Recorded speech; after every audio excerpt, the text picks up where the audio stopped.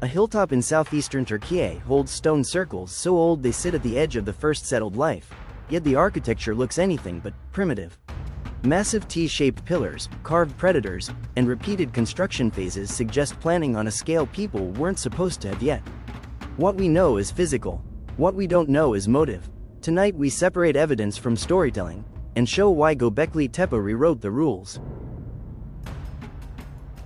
Göbekli Tepe isn't hidden in a cave or tucked by a river. It sits on a limestone ridge near Şanlıurfa, high, visible, and surrounded by stone that can be quarried on site. That matters because the location itself acts like a signal. This was meant to be seen and reached. The geography makes the first claim. The builders chose a stage, not a shelter. Archaeological dating places the main monumental activity deep in the pre-pottery Neolithic, roughly the 10th-9th millennia BCE. That's long before the classic civilization package of cities, writing, and metal. This is why the site is disruptive. It suggests monumental building can appear early, before we expect large permanent settlements. The timeline is evidence, the interpretation is still debated. The core evidence is structural, circular or oval enclosures, perimeter T-shaped limestone pillars, and two larger central pillars like anchors. The layout repeats in multiple enclosures, which suggests design principles rather than accidental piling. You don't get repetition like this without planning. The question is not whether it's monumental, the question is what kind of social system can keep a project like this coherent. Some pillars are several meters tall and weigh multiple tons. That scale forces a logistics story, quarrying, shaping, transporting, and setting stones upright without metal tools or modern machinery. Even if the technology is simple, the organization is not. This is where Göbekli Tepe hits hardest. The tools are Stone Age, but the coordination looks like a large communal enterprise. Reliefs of snakes, foxes, boars, birds, and other animals appear on pillars and stones. Regardless of what they mean, the carvings prove time investment, skill, and intention. A community doesn't carve an entire ecosystem into limestone as a casual afterthought. These images are a second layer of evidence, showing that the monument was designed to communicate something to its visitors. Calling it the world's first temple is a headline, not a settled category. Archaeologists can say, these are special, monumental spaces, but whether they were strictly ritual, political, communal, or multi-purpose is not proven. The evidence supports gatherings and repeated construction. The function remains a live question, perfect fuel for myth, unless we keep the boundary between data and assumption. No kings, no bureaucracy, no writing. Yet the site implies planners, specialist carvers, and labor teams.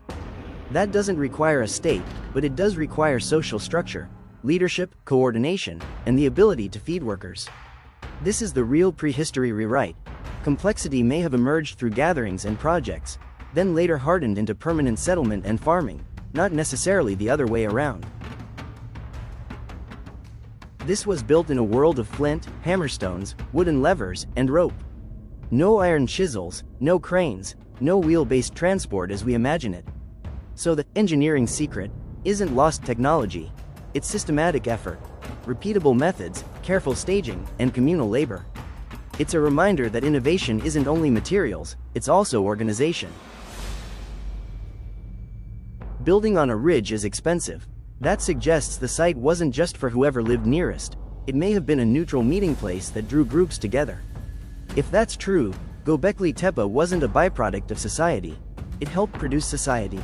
Alliances, feasts, obligations, shared identity. That idea is plausible, but not proven, so we treat it as a model, not a conclusion. Many enclosures were intentionally filled and buried. That is evidence, not rumor. The layers show purposeful backfill rather than simple collapse. But the why is unknown. Ritual closure? Social change? New beliefs? Political disruption? The burial is Göbekli Tepe's most cinematic fact, because it preserved the pillars and also sealed the motive. The site became globally famous after systematic excavation revealed the true scale of the enclosures and the density of monumental architecture. Modern teams focus on documentation and conservation because exposure can damage fragile surfaces. This matters for viewers. The mystery survives partly because science is careful.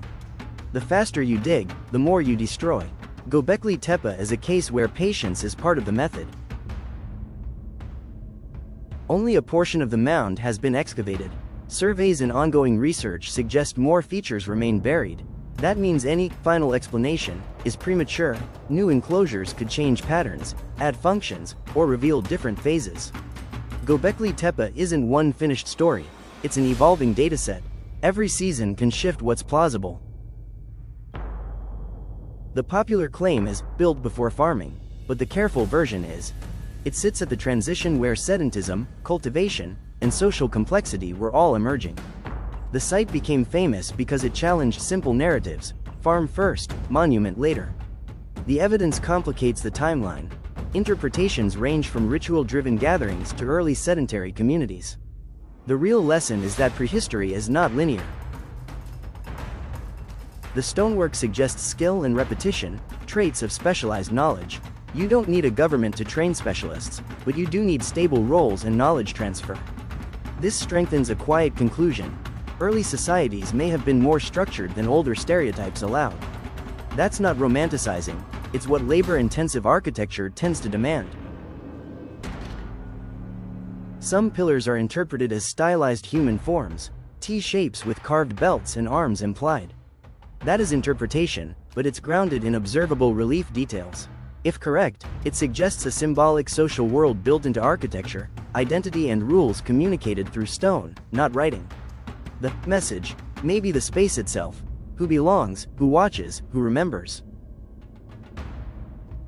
We can say, early Neolithic, monumental enclosures, carved limestone pillars, repeated planning, and deliberate backfill. We cannot say, one confirmed purpose, one confirmed builder identity, or one story that explains every feature. This boundary is the difference between documentary and myth. Göbekli Tepe stays powerful because it gives us hard facts, and refuses to hand us a single motive. Göbekli Tepe rewrote prehistory by proving something uncomfortable: monumental organization can come early. Before cities, before metal, before writing, humans could still coordinate projects meant to outlast them. And the most unsettling part is simple: much of the hill is still unexcavated. The mystery isn't just what we found, it's what's still buried. Subscribe to World of Mysteries and join the next investigation.